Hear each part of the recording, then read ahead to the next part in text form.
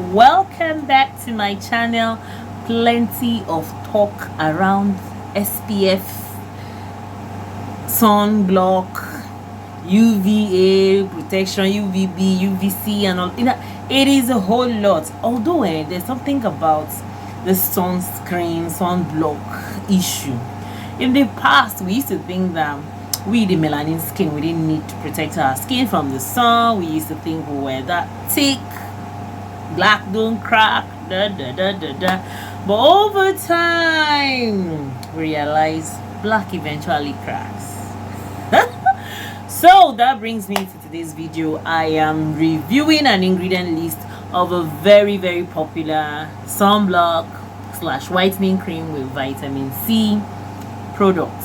It is called the GAVIA, and the buzz of this GAVIA, I don't know if the buzz has started reducing or it's still there. I can't tell. I saw it in the supermarket. I almost wanted to buy it, but looking at the ingredient list, I was discouraged. I've seen this sunblock around the streets of YouTube and even beyond, and I never really paid more attention to it. Not until that day I walked into the supermarket and I saw it. I picked it up. I almost wanted to buy it. It was like almost like 5k, and in this economy of Nigeria now, 5k is very important to buy fuel. Yes. So I just looked at it, the ingredient list. I was not impressed. I wasn't impressed, and I just felt that I wouldn't buy what, number one, I wouldn't use, and number two, it wouldn't be fair for me to give out something that I wouldn't use like that. Let me just go into the ingredient list so that I don't want to spill the cat. I don't want to bring the cat out of the bag too soon. First and foremost, we have Octylmethocinnamate. Now that's a UV filter, and it is a chemical UV filter actually that helps to block only the UVB rays. Now we have, like, let's say 3 major rays: the UVA1, UVA2, and then the UVB, or some people label it as UVA, UVB, and UVC. Basically, the UVA is like the pepper dem gang, in the sense that it has a high tendency of causing wrinkles and even skin cancer, especially for those people that are using dangerous products on their skin. I am just digressing a little bit, adding Jara inside, that kind of thing. Okay, so basically, when you hear a sunblock, more like a UV filter, that would only protect the skin from UVB, then what happens to UVA, which means your skin is vulnerable to UVA. And that's what some people will tell you, even with the use of sunscreen, they still hyperpigment. They still, do you get? Yes, one thing, let me tell you something about all these chemical sunscreens. They would protect you from having against having sunburn, and you think that is okay. It goes beyond there's a burn before the normal sunburn. I don't know if you know what I'm trying to say to you. So when you're talking of broad spectrum sunscreens, we're talking of mineral sunscreen that unfortunately a lot of people tend to shy away from due to the fact that it has flashbacks, like white cast, right? Okay, now the next one, let me don't waste time, is zinc oxide, water glycerin palmitate, isopropyl palmitate. Now there's one very important thing in ingredient listing, is a universal thing. The first ingredient on the list tells you that they are the majority. So obviously Octylmethocinnamate is the majority. So basically, for me, I won't even say this is a UVA protection, and that's why I tell people, when you see a product, just one product promising too many things, now this product is telling you is a sunblock and is a whitening cream. Now I don't understand the whitening in what aspects with vitamin C. Yes, it's okay for a sunscreen to have vitamin C. It's very okay because vitamin C is also an antioxidant, and in combination with sunscreens, they give a very good protection, because basically what vitamin C does to the skin during the day is that it helps to prolong the burning period. But eventually, when you don't have a good SPF and you have vitamin C on your skin, when the burn comes, it will be nice too. That's the thing. So basically, use the right SPF to see results, because there was a time, it's almost like some people want to even choke it down people's throats, the good reason why you should use just a chemical SPF.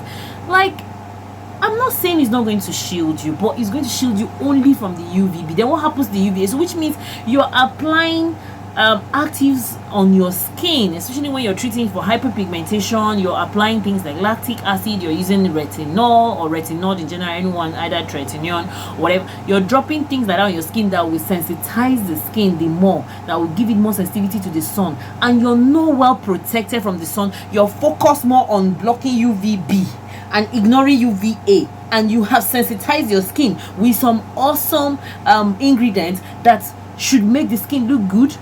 In between looking good, you have to protect. Then we have zinc oxide. Now there is research that shows that using the chemical exfoliant on, sunscreen, please, I don't know, chemical exfoliant, sunscreen, please, using a chemical sunscreen is going to protect from the UVB. But there's a lot of research that shows that combining the two of them with the mineral, like for me, I understand how the person that did this formulation was thinking. Okay, I don't understand, but I'm trying to understand from the ingredient list actually that they want to do 2-in-1. You know what, in the case of you want to eat your cake and have it back, that is what they did here. It is not advisable to combine a chemical SPF and a mineral SPF. Now there was a research that shows that combining those two, and it was actually even with zinc oxide, that was even the research, it showed that there was a certain release that was not healthy. Yes. So the next thing on the list they said is water. So that's saying that the octylmethocinnamate is even more than the water inside that formulation, because water came in as the third ingredient. Then there's the glycerin, and there's octylpropylene. Okay, I've already called that. Then we have soya, lecitin, there's carrot oil. All those ones are just additives. And there's the glcerol, sterate, there's the magnesium alumunium, there's magnesium aluminum silicate, that's like a silicone, yeah. And there's xanthan gum, then there's natural sqalene, then there's tocopherol acetate, basically just vitamin E acetate written.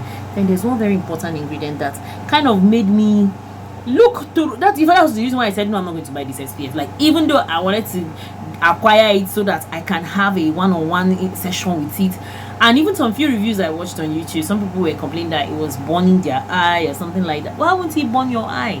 It is filled with chemical SPFs that have those tendencies, and they have benzophenone 3, and that is oxybenzone.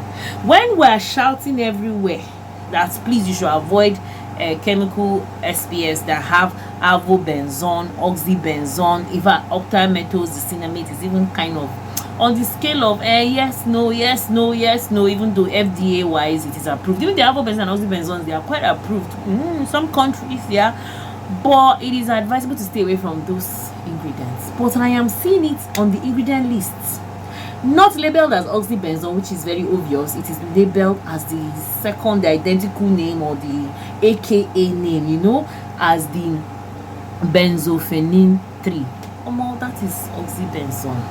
Then moving on, we have vitamin C, then the retinol palmitate, that's vitamin A palmitate. Now that's just vitamin A in the oil form. It's pretty much a straightforward product with a simple ingredient, very relatable ingredient list. Then they have vitamin D3 in it. Then there's lactic acid. Why now? Why do you have lactic acid in an SPF? Only them know, only I don't know. And then there's dimethycone. That one is a silicone as well. So there are two forms of silicone. There's aluminum silicate, magnesium aluminum silicate, and there's dimethycone. And there's caprilic triglyceride in it.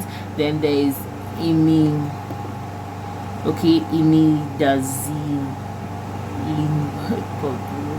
I picked the screen. Actually, it's on my phone, so let me go closer. Okay, imazolidinil. Yeah, urea. Okay, it's actually a preservative. Then last but not the least, there's titanium dioxide.